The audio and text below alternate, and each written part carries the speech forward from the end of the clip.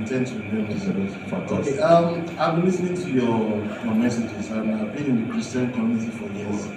I've been so blessed, and the messages have brought a lot of balance. You know, there's so much cut and paste teachings sometimes that we grow up with, no context and all of that, and I've been blessed by that. I was also blessed by your message series on the Antichrist, the coming of Christ, and all of that. But I want to ask a very simple question on that.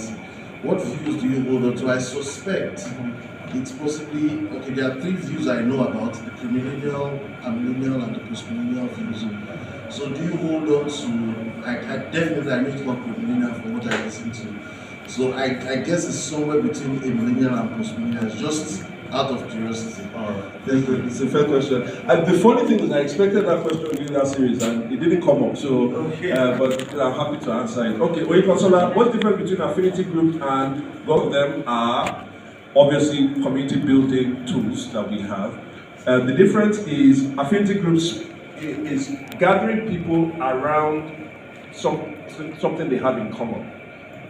Gospel communities is gathering people with it's nothing in common. It's just the fact that maybe location. You understand? What?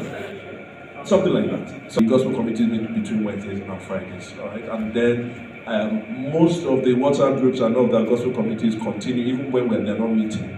Affinity groups, well, maybe sometimes some of them do, some of them don't. So hopefully that's it. The second one was I can't remember the question. Benediction and not the grace. Something I said before. So we start our service actually, if you notice, we start our service with something called call to worship. So call to worship is literally, it's a call, it's a proclamation of coming. Why? You're coming from outside, and we're now coming together as this body to worship God together. Right? So there was an authoritative call for the people to assemble together. After we have done the service of worship together, we should now go back and disperse on mission. Right?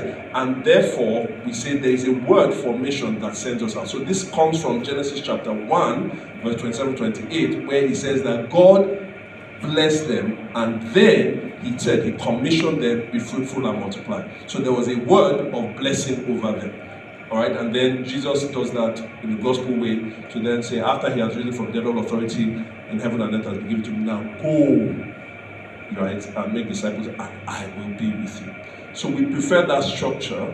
There are things that we do together, like we sing together and all that, but we feel like when people are coming and then people are dispersing, there should be an authoritative word. It's not this is the right way. It's just this is our preferred way. All right. So hopefully, and then what do you have to do to serve?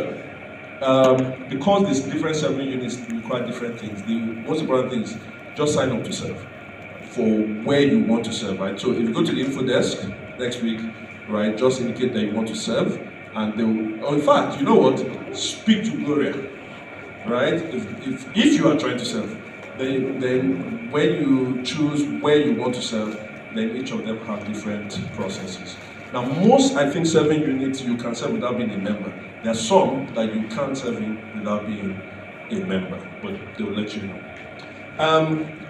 What he's asking about in terms of what view do we have, it has something to do with end time study, right? But there's this whole thing about the 1,000 years reign of Christ. You may have heard of it in Revelation chapter 20, right? That Jesus is meant to reign for 1,000 years. So there are different views on it. One view believes that Jesus is going to come, set up 1,000 years before we enter into our eternal state.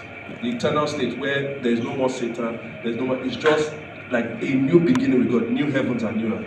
So some people believe that 1,000 years is going to happen before. And usually the people that believe that also believe in some form of the rapture, 7 years tribulation, all of that. So it's called the pre-millennial because the 1,000 years happens before pre-millennial. Then there's what you call post-millennial. And the post-millennial is basically that the 1,000 years is symbolic of a time of flourishing, right, that happens before, again, the eternal state. And then there's the amillennial, which says the 1,000 years is symbolically representative of the time between when Jesus ascended, right? And when Jesus is going to return. So that's like the age of the church and all that. So the view that we hold is the amillennial view. And we're qualified with what we call inaugurated amillennialism, right? Which is the kingdom has been inaugurated, but the kingdom will be completed when Jesus returns. So, but thank you for that question. Final set of questions.